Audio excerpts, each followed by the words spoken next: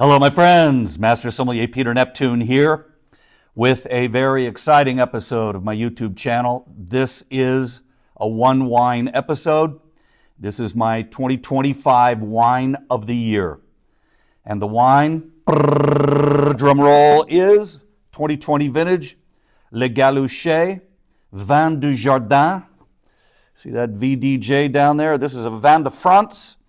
It's made in Bordeaux.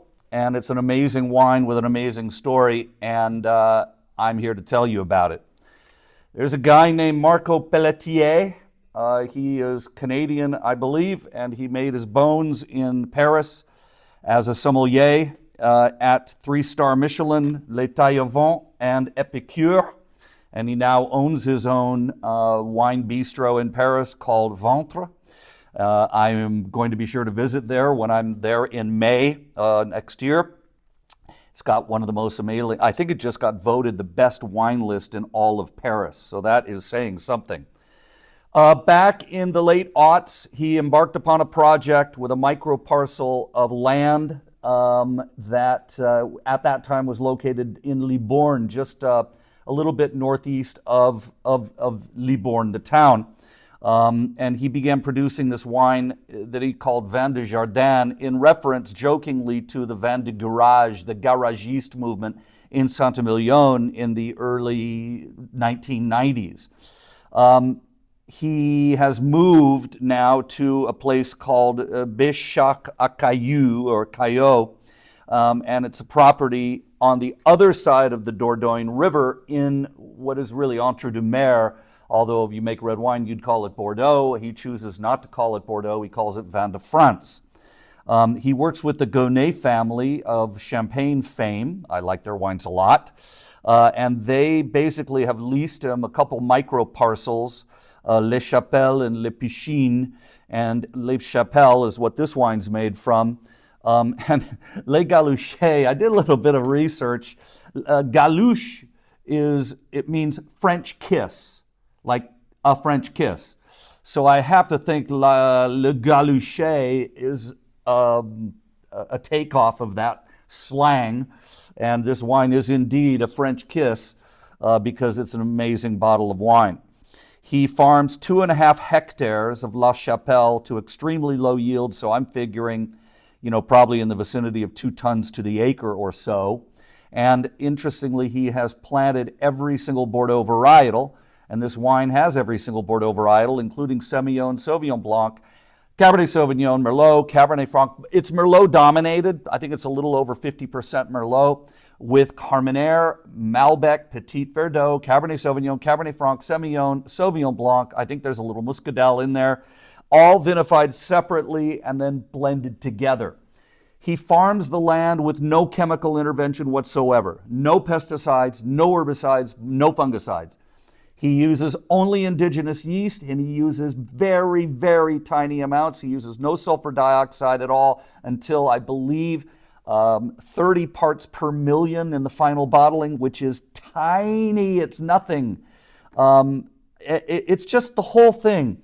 When you read about what this guy is doing, beginning with the 2019, he began making wine from this parcel called La Chapelle, over on the other side of the Dordogne. So, the joke is that Saint-Emilion and Pomerol look on amused at what this guy is doing.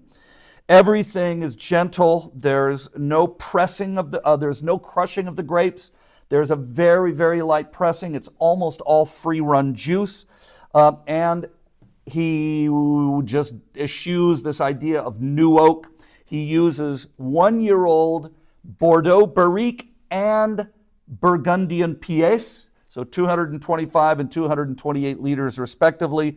And the rumor is that he gets his Pièce Burgundy barrels from Rossignol Changarnier in Volnay. And so you've got this Merlot dominant blend with all of these others blended in and then aged for 30 months in 1-year-old oak. So there's not a lot of dominant oak in this wine. Let's check it out, okay? This is a deep, deep ruby in color. And on the nose, Just this beautiful purity of aroma, black currant, red currant, black plum, blue plum, red plum.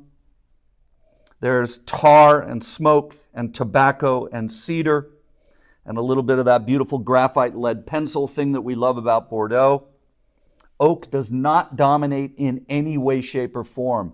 It's this perfect amalgamation of fruit, cedar, a little bit of toast, a little hint of clove spice. But it's just really beautiful, beautiful nose that just makes you want to drink the wine.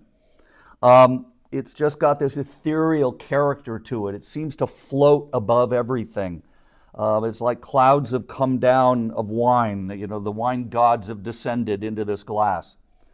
Let's check out the palate.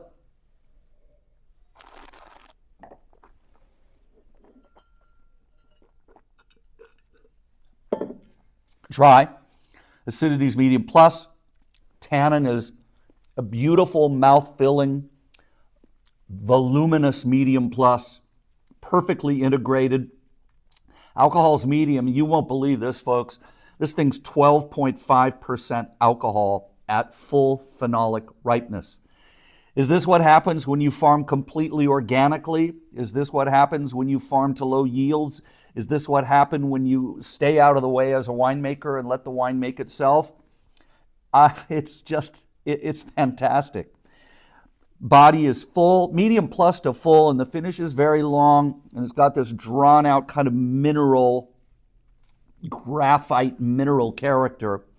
And on the palate, you know, black currant, red currant, black plum, blue plum, all of those things that I mentioned in the nose. It's harmonious.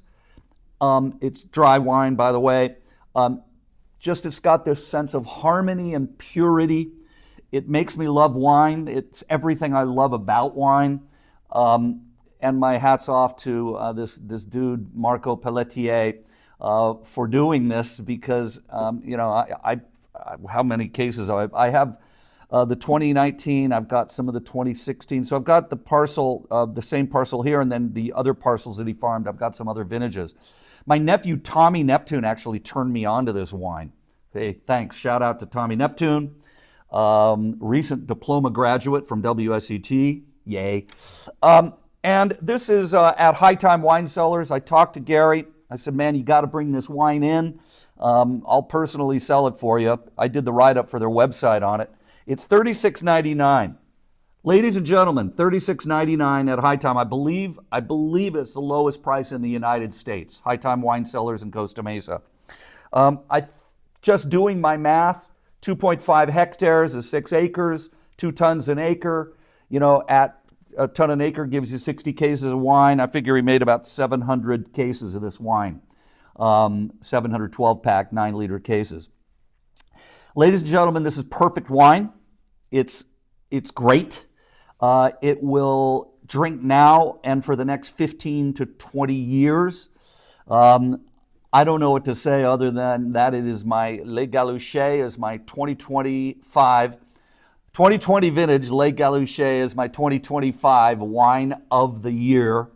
And hopefully you can procure some and enjoy it because it's just a great, great, great bottle of wine. Mwah, bravo, perfect wine. I can still feel it on the palate, by the way, two minutes later. It just doesn't get any better than this. And I hope that you buy some and agree and enjoy. We'll see you next time.